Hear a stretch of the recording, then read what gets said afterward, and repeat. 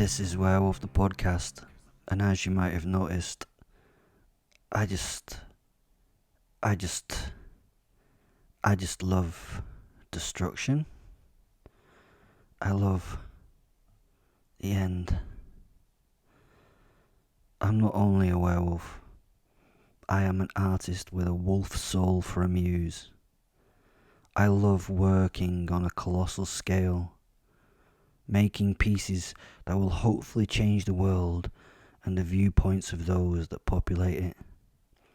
I now hope you realise that I have no empathy and have no issues with doing things to others that give me power. I have no problems doing things to people for any reason, really. I have no morals and no ethics and will do things just to see what will happen. Yes, I have been diagnosed with Aspd in the past. That's an acronym for antisocial personality disorder. In layman's terms, I am supposedly either psychotic or a sociopath. I like both names, and I don't want to choose. I want to be both. I'm not Aspd in my opinion.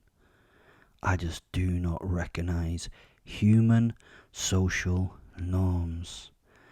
Your society does not matter to a monster like myself.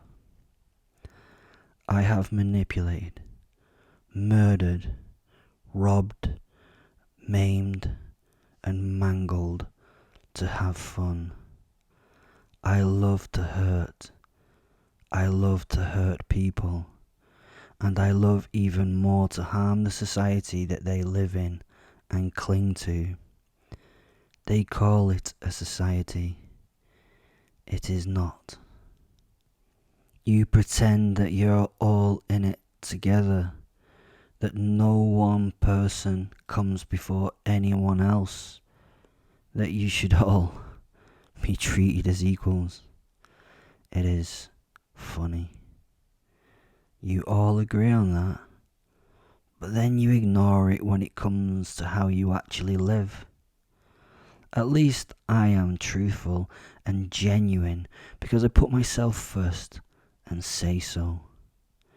You are all liars, and I hate being even partly human. Humans are so weak and pathetic as a species. What you think in your head and the lies you actually speak forth are entirely different. You have no right at all to be in charge of this world, even if it is only for a short period. The problem is that a short period of time on this planet is measured in millions of years. It won't be long before you destroy yourself when we measure time in these geological time frames. You pillage the earth for your needs. You are causing a mass extinction of species on this planet through your existence and your exponentially growing population. I just hope to help in that eventual total destruction, your own mass extinction, and what a mass 8 billion of you is, just a big mess of a mass. Don't believe those that say population isn't a problem.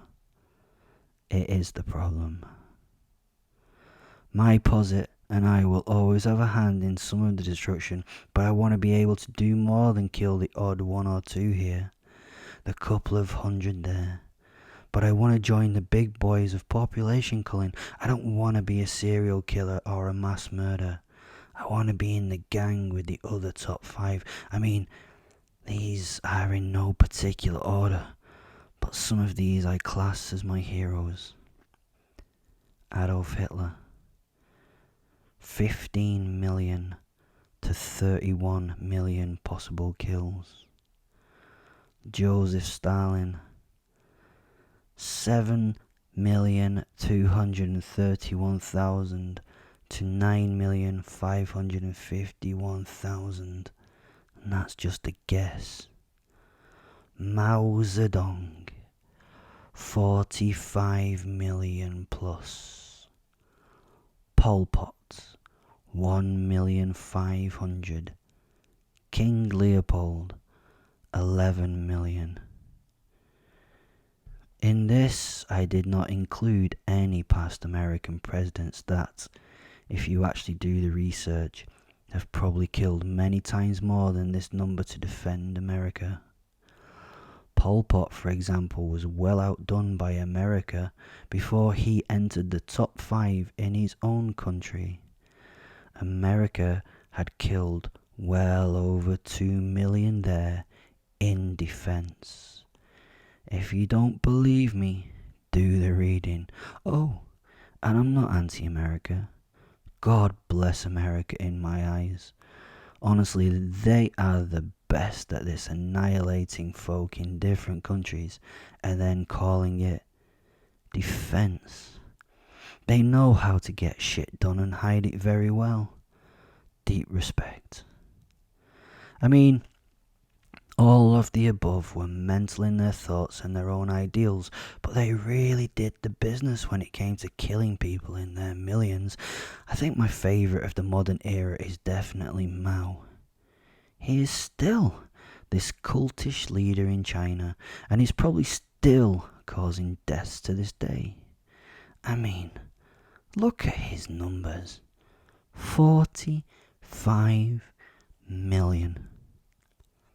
If I had to choose a favourite from all time, it may have to be good old Genghis Khan. Gosh, he was the man back in the day. He was just killing everyone. He supposedly killed around 40 million people in his time. I really like him for his psychopathic ways. And if you think about 40 million as a percentage of the population of humans that existed then, that was huge as a percentage. The only thing I struggle about with old Genghis is that he was a bit forgiving. He would let people live and accept even enemies as new recruits. He was a bit too tolerant of things as well. But he's the best warrior among the world's top killers. He did love his raping though. I'm not a fan of the raping. He told his soldiers to rape the captured women to sire Mongols as their children. I get it. I get the ideal. But I do hate the raping. At this point, I do find it strange that the one thing that I can't do is the raping. I don't know why. I've really tried. It's just not a thing for me. It's bizarre because without any compunction, I don't find it difficult to tear apart the sweet and innocent. I can be cruel and malicious to anything or anyone. But the sexual act to me is something not to be used violently. Unless under request, of course. It's weird, hey? Is it not the ultimate way of showing your power over someone, raping them? I thought it was not about sex, but that it was about the power trip of forcing yourself upon someone. Anyway, it may be with the correct therapy that I get to the raping. It is just weird that it's not in me now. I mean, I am genuinely remorseless, morally free, and ethically unsound. Latism is a want to suffer and survive a disaster. I am a lachiist if that is something that exists. I am always begging for that moment of chaos. That moment of disaster will change everything for everyone. I find myself hoping that the storm will come, the earthquake will smash, the plague will fall, the psychopath will kill, the cult will murder, that madness and riots will ensue.